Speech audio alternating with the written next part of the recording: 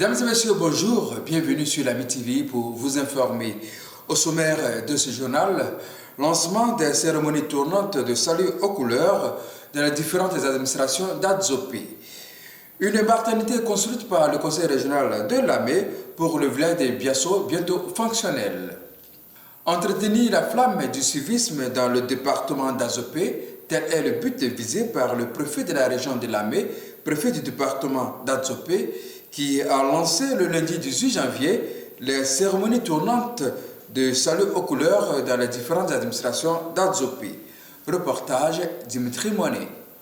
Le premier rendez-vous mensuel de salut aux couleurs dans les administrations au titre de l'année 2021 s'est tenu ce lundi 18 janvier à l'esplanade de la préfecture d'Adzopé en présence du préfet de région, M. Andjoukwa, du corps préfectoral du département d'Adzopé, des élus, des directeurs régionaux, des forces de sécurité, des chefs de service, des chefs de communauté, des présidents et présidents d'associations.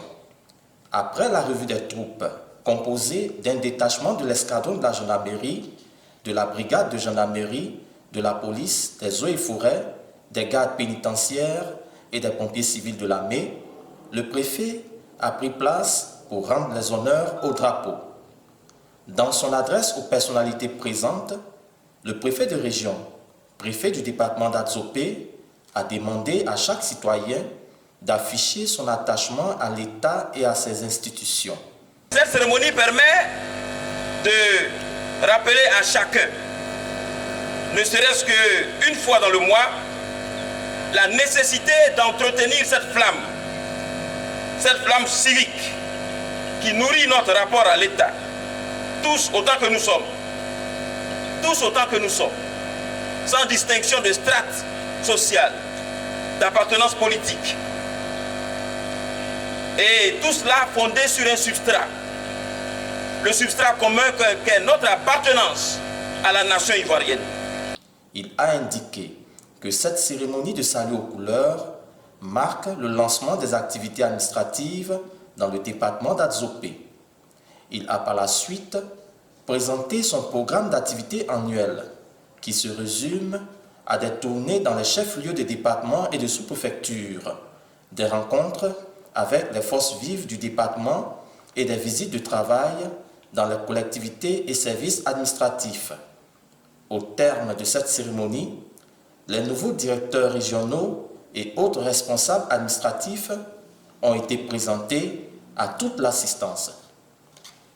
Élou Jean-Pierre Marus, je suis le responsable des opérations techniques de l'AFOR au niveau de la région de Lamé. Je pense que c'est des cérémonies qui doivent nous réunir et je pense que venir au salut de couleurs, c'est un acte citoyen que nous devons honorer chaque fois que l'occasion se présentera à nous. Je suis docteur Daniel François, comme vous l'avez si bien dit, le tout nouveau directeur de l'hôpital général d'Adzopé. Je suis tombé d'admiration par l'initiative qui est prise par M. le préfet en instaurant ces saluts aux couleurs mensuels. Et j'avoue que c'est une très belle cérémonie qui s'est déroulée. Le préfet nous a donné des instructions fermes en ce qui concerne la marche des activités au niveau de la région et du département. J'en suis complètement ravi et j'en suis satisfait. Les femmes de Biasso disposent désormais d'une maternité construite par le conseil régional de Lamé. Un ouvrage apprécié par les populations. Reportage Joanne Bourreau. Ce nouveau bâtiment accueillera bientôt les services de la maternité de Biasso. Construite par le conseil régional à hauteur de 21 951 766 francs CFA au titre de l'exercice 2020, cette maternité est prête à accueillir les femmes du village pour les consultations prénatales et les accouchements. La réalisation de cet ouvrage, qui permettra de réduire le nombre d'accouchements à domicile, est saluée par les femmes du village de Biasso.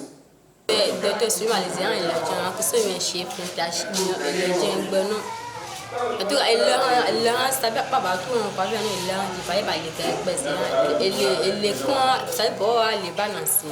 Elle l'onancien qu'on zo coca gomme fin, un ministre Patrick Haché, en l'onancien. Je n'y entends coca gomme fin.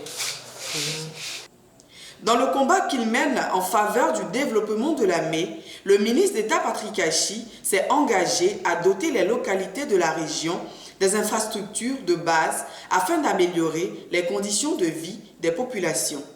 Nous terminons ce journal par ce communiqué de la présidence de la région.